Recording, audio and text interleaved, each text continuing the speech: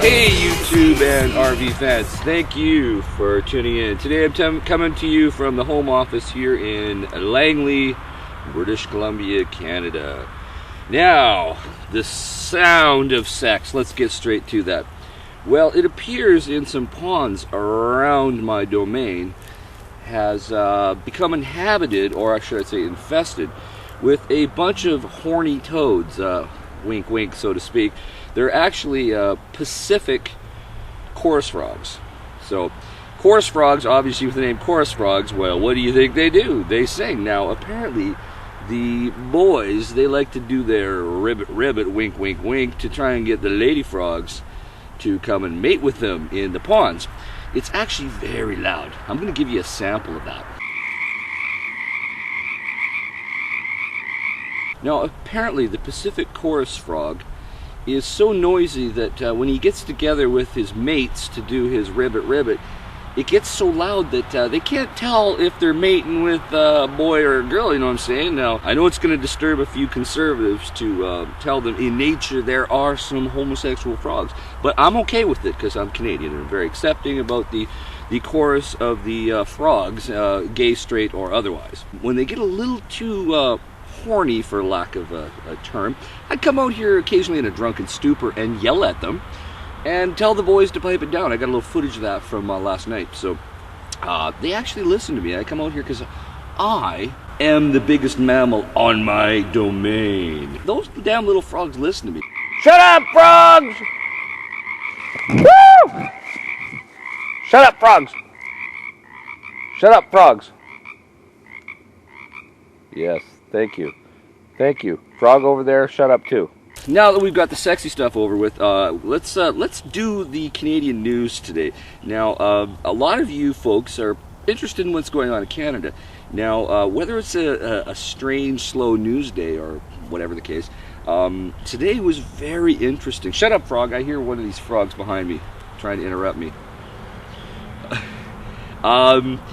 Canadian news is kind of like slow news often, and I'm going to actually talk about the Canadian news stories today, and to give you an idea of all you people around the world that watch me who want to know what it's really like to watch the news and what has happened in the pulse of our great nation, Canada.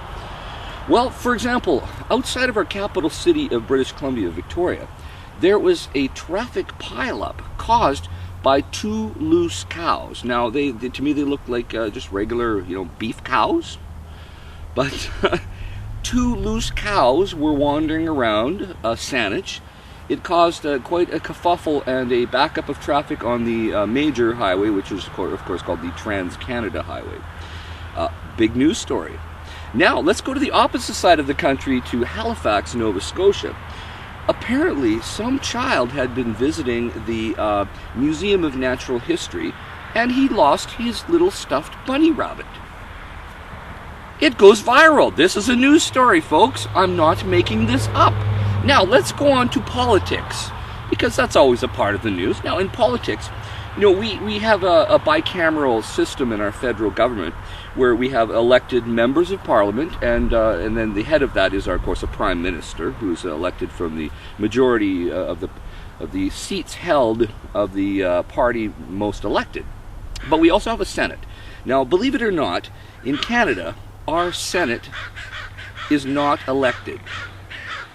Shut up, crows. You see what I got to contend with? I got crows barking at me. I'm speaking of the Senate, crows. You keep it down. They should have more respect for our unelected, undemocratic Senate.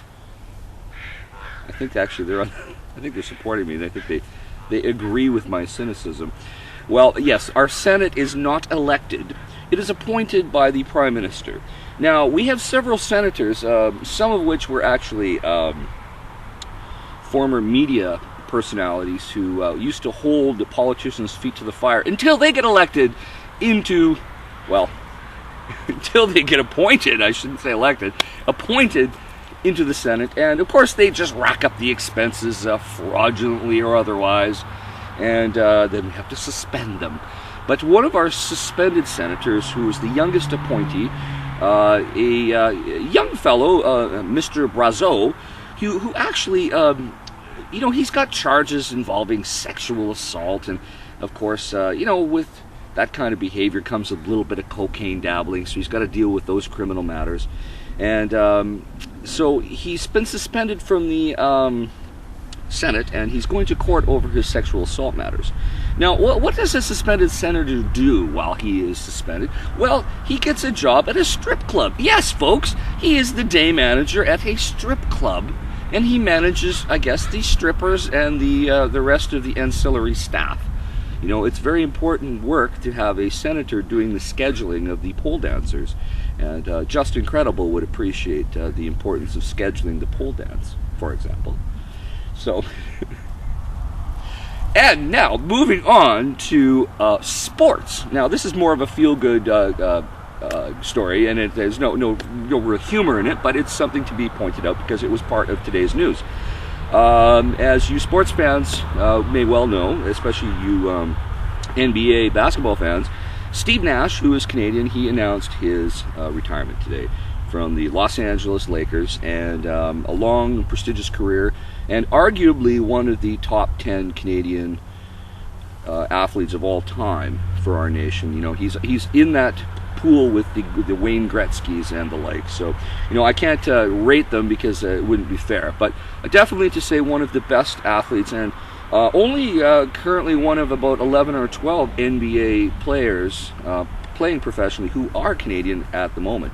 And you know, Canadians aren't really taken too seriously when it comes to basketball, but it can happen, folks, and that's what it's about. Like to dream and to believe in oneself and to work hard, and that's the Canadian spirit, and that's the best part of the news story that I'm going to end with today.